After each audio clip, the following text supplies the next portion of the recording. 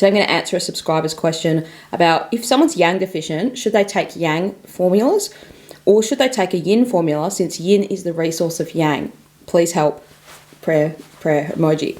Hey, subscribers and avid listeners and interested people in learning Chinese medicine, welcome back to the Chinese Medicine Podcast. That's a great question because it kind of gives us an example of how Chinese medicine looks at things in a TCM view and a classical Chinese medicine view. So we can kind of use this to learn a little bit more about how the difference between the two systems or two lenses of looking at the same body are.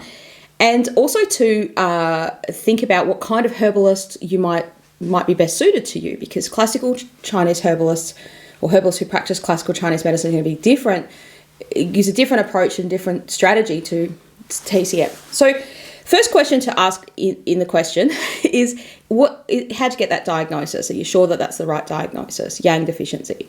And even if a TCM person has said you're yang deficient, that would probably be preceded, possibly, not all the time, but possibly preceded by saying you're yin deficient or that you're both yin and yang deficient. Because the key symptom that links these two concepts together is this hotness, right? This hot feeling, people getting hot flushes, getting red in the face. And in classical Chinese medicine, we see this as your own body's yang rising up to somewhere, right? Rising, because yang is going to rise. It's like, think of it as like a fire. So that's your own body's yang. Now, in TCM, they still think of that as the yang, but they think, well, the yang is rising up because it's not anchored by the yin. So therefore, we're going to treat it by tonifying the yin, so making the yin more so that the yang comes back down into it. Whereas in classical Chinese medicine, we think make the yang stronger so that strong yang can descend and go into its own self, not like make more yin. So yin is actually like water. Here's some yin. Yeah. So you can do this experiment for yourself if you were seeing a practitioner with those symptoms. You could take a yin tonic formula and see what happened versus take a yang tonic formula and then see what happens. I mean, that would be the ultimate experiment if you had the same symptoms to see which one worked better on you. Often TCM yang tonic formulas might be combined with yin tonic herbs as well. So this is kind of combination of the two. Another approach that classical Chinese herbalists use that usually TCM approach don't use as much is this hotter herbs, warmer herbs. That's the only way to kind of encourage that warmth to go back to where it belongs. And sometimes for a TCM practitioner it might be a bit scary because they think, wow, this patient has so much heat. They might come in and say, oh, I feel hot. I feel like I don't like the hot weather. Or I feel, agitated, and maybe they've got a red face or they get headaches all the time, or they could get night sweats. And this is a night sweats and what's called 5 hearts hot, like heat going out to the palms. Those are die-hard yin deficiency symptoms in TCM. Whereas in classical Chinese medicine, we just don't think of yin deficiency. We think, well, the yang is deficient. So it's not that yin can't get deficient. It's that they tend to think that yang gets deficient first. And for a person then to get yin deficient, they'd have to be even worse. And so wasted away that their physical body is kind of wasted away. Whereas in TCM, they think, oh, the yin gets deficient first and then this weak, or they don't even say that. They just think that they call it deficient heat. So I'm going to give you a little example of how I was taught this concept. You could think about it in these two bars, right? So let's make the dense one yin and the other one yang, right?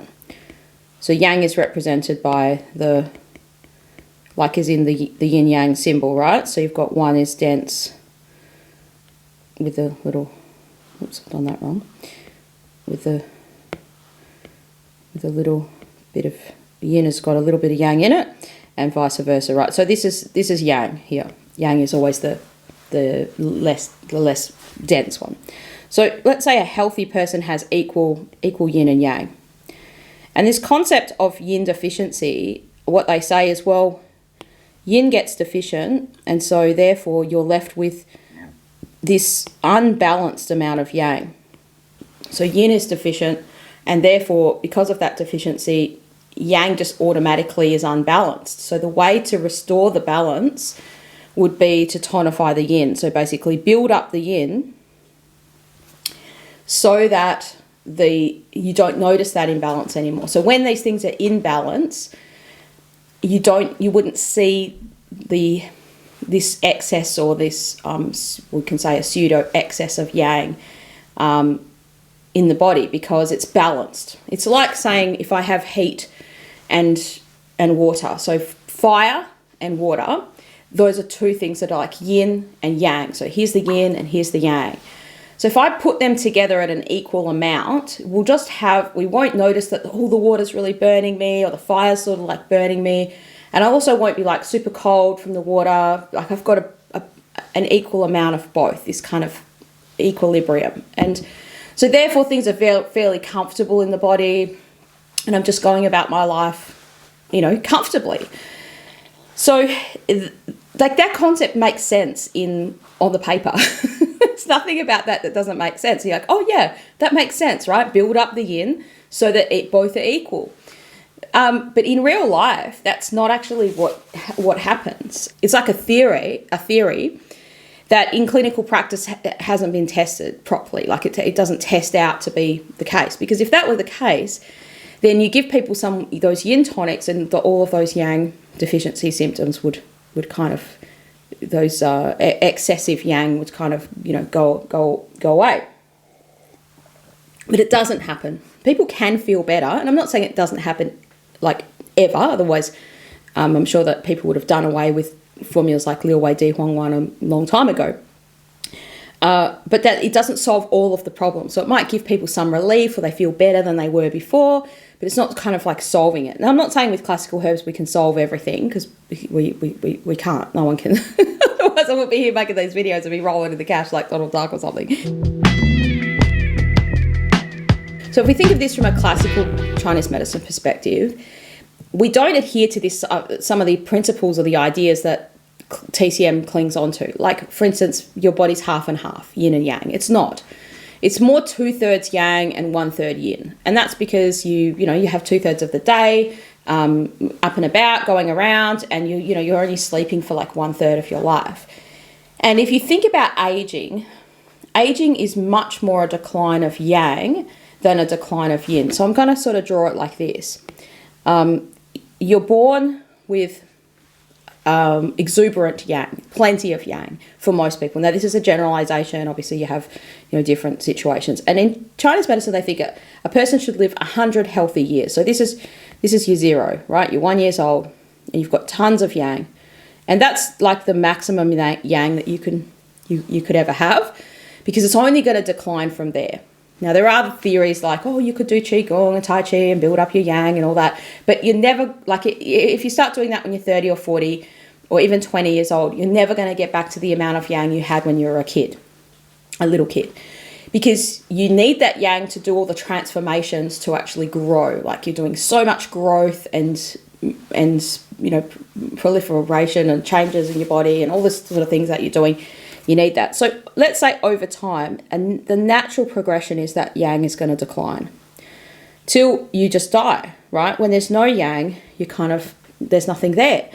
So this would be all the best you can sort of hope for. So let's say you're 20 years old, you're 30 years old, you're 50 years old. That would be about halfway there, right?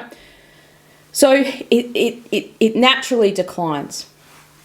And the point of sort of longevity practices is to reduce the unnecessary use of yang as you get older, right? So what things use yang? So there's some things that naturally just deplete you. And you can think about these things, like even if from a TCM perspective, these are talked about in longevity practices, you can see how they deplete yang more than they deplete yin. So what are the practices that deplete your body the most, right? So one is alcohol. That'll be, right, I didn't spell that right, but alcohol is one of them. So alcohol takes your body's yang and pushes it out to the exterior, making you all nice and warm and, relaxed and friendly. So for some people, very angry, like it moves chi at the expense of taking some of that yang. Anything that has the potential to make you high or like any potential high kind of consumes a smaller amount of yang than, and in TCM sometimes they call this essence, Jing, but it's the same concept. It's this same concept of like this 100 healthy years. So you could say that natural progression could be considered your prenatal essence. It's the same idea. It's not like exactly the same thing, but it's the same concept. So if we think about it from a observational sense, you see people as they age, something is declining as you're going along, right? So that sort of spark to do the things that you've got to do is that like in TCM they're thinking of that as essence. In classical Chinese medicine, think of that as yang. Now, there aren't really any essence tonic herbs. Like, they are yang tonic herbs. If you think about what's an essence tonic, like there aren't really, even in categories of text, they've got yin tonics, yang tonics. There's not a category of like, this is jing tonics. These are essence tonics. They just think, okay, we're going to tonify the kidney yin or tonify the kidney yang. Rather than like there aren't sort of tonify essence, as in these are the essence tonifying herbs. So alcohol is one of those things that can deplete you, right? And that causes an unnatural use or consuming of that yang, and it often makes people warmer on the outside but then cooler on the inside in their gut, and that generally then leads to them having other health problems in their organs and things like that, because that is kind of taxing you. Another thing that depletes you and reduces your longevity would be sleep, inadequate sleep. And in TCM, they'd think, well, this is where sleep is a time of yin and you're tonifying yin. And in classical Chinese medicine, we think, yeah, that's true. You're relaxing your body.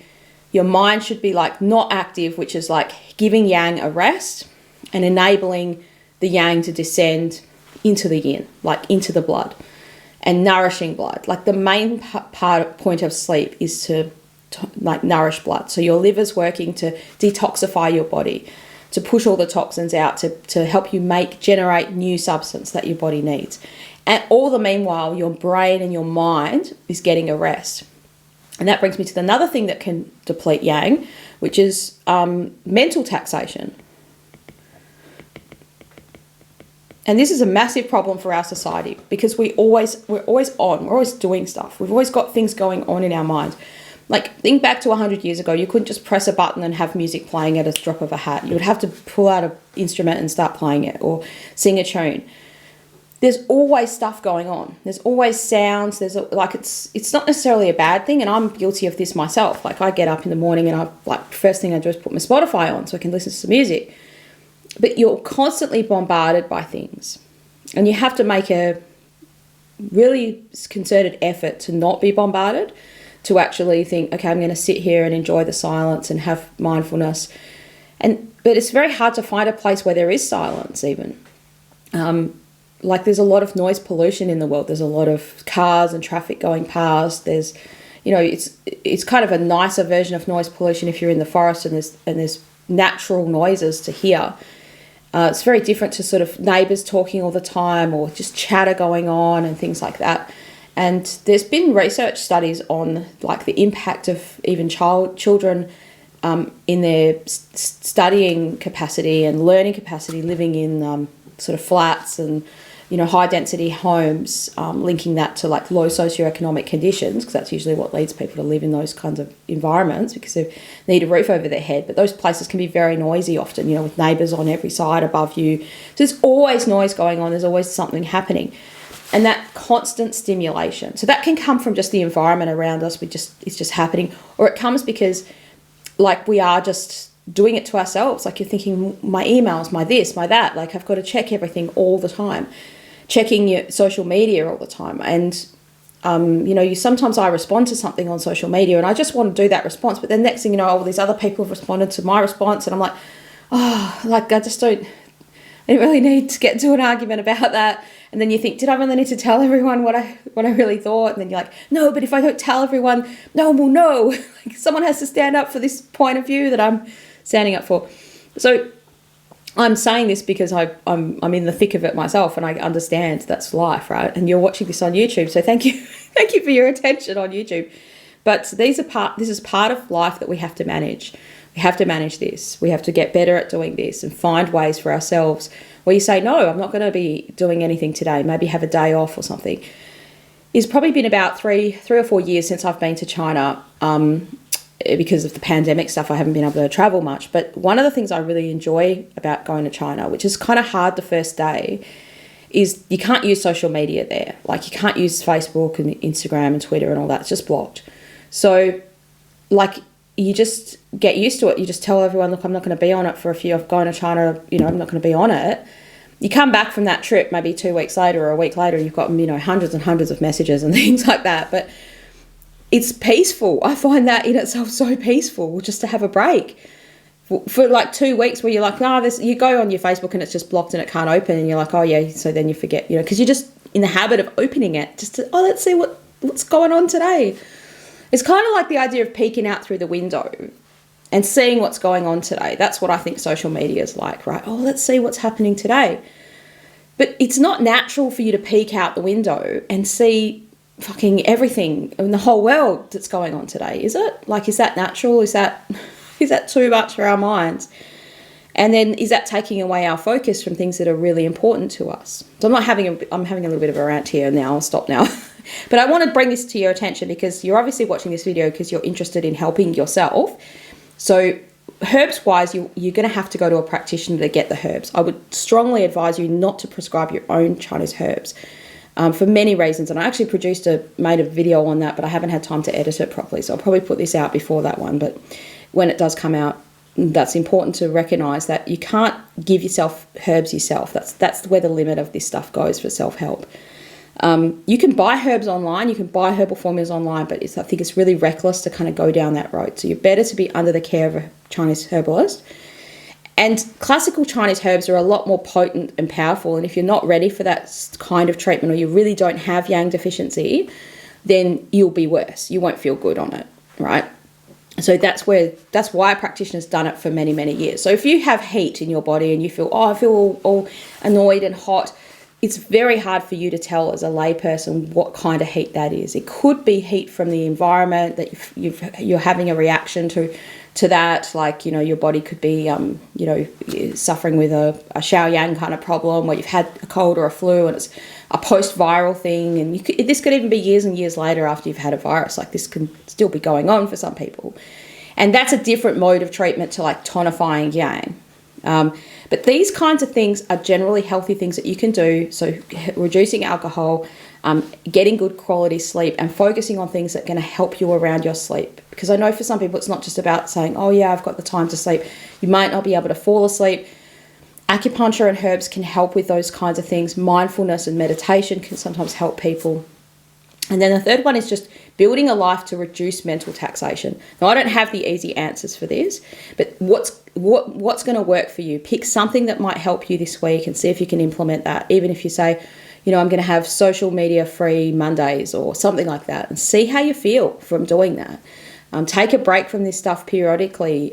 Take a break from, you know, maybe after 5 o'clock you say, I'm not going to check my emails, like, you know, for work. Like, why would you be doing that?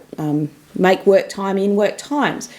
And this is especially important for people who are self-employed, because I'm this kind of person that's like, well, on one hand, sometimes I do check my emails late at night and things like that because I need to. It's part of running a business. But I don't have to do that all the time. And it also shouldn't be something that's riling you up late at night, because then that can affect your sleep and, you know, so on and so forth. So in a general sense, to answer the question, like, should you take yin tonics to build up the yang? If you follow TCM, they're probably going to say, yes, that's part of it. And they're probably going to chuck in some yang tonics or have a dual formula for that. From a classical Chinese medicine perspective, we don't tonify yin. We don't think of yin as getting deficient. You'd have to be like extremely unwell, and you'd probably be not the commonest thing ever to do that. It's more about tonifying yang and warming this area of your body. So your small intestine belongs to your fire element, so this kind of lower part of your body.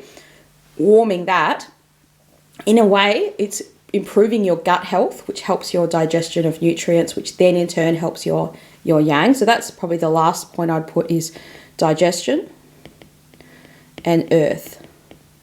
So think about improving your earth element. If you've watched lots of my videos, you know, people come on here because they're interested in learning about dampness and reducing that. So the more you can reduce dampness and the more you can kind of have a good digestion, healthy digestion, that in turn means your body's going to make the nutrients it needs. So part of tonifying yang is stopping yang from being depleted more, and then take the herbs as a part of that. Now, you can just take herbs and keep on doing those things that you were doing. Sometimes with some things you can't take certain herbs with doing those other things, because they're just not going to work very well, and you're kind of wasting your money on it. It's like saying I'm going to fill up this cup, but I've got a hole in the bottom and it just keeps on pouring out, so I just have to keep pouring stuff in. And okay, yeah, I've got a full cup, but it's always sort of, I'm better off sort of focusing on plugging the hole. So that's what these 4 things are about. Like, these aren't the only things, but these are very common things that I think we can all improve in our life to kind of help reduce the stress of the taxation of yang on our life. Like, reduce things that are going to make our life better, make your body more healthier, and hopefully live that 100 healthy years. As you get older, you have to pay attention to this more, because you've got less yang, you've got less money in the bank. So you can't take those risks that you were taking before. It's like if you had 100 grand when you were 20, you can probably take a few risks on different businesses. Something didn't work out, that's okay. But when you get to 50, you're like, I don't really have like all that, equity and all that backup anymore. If you've had those risks and you've got a little bit left, you're a bit more cautious, you're a bit more, So it's kind of a bit like that with the yang. When you're older, you have to pay attention, because if you drink too much alcohol, or you have too many party nights, or you do too much, you do too much physical labor even, then your body really can notice the difference. It really, you really sort of feel it, feel the detriment from it. So I hope this video has answered your question. Thanks for your support on the channel. Make sure you subscribe and click the notification bell, and you'll never miss an episode from me. I hope this has been somewhat useful to explain some of that concept. It is a deep concept, and I could explain this more and more, but I think that's more of a practitioner level, and it's not really going to be helpful and useful to you to bombard you with more things. It might tax you, might tax your brain too much, or just be a very long-winded video. So hope this has been useful and helpful, and I hope to see you guys again on another video soon. Thanks for your interest in learning the self-help benefits of Chinese medicine.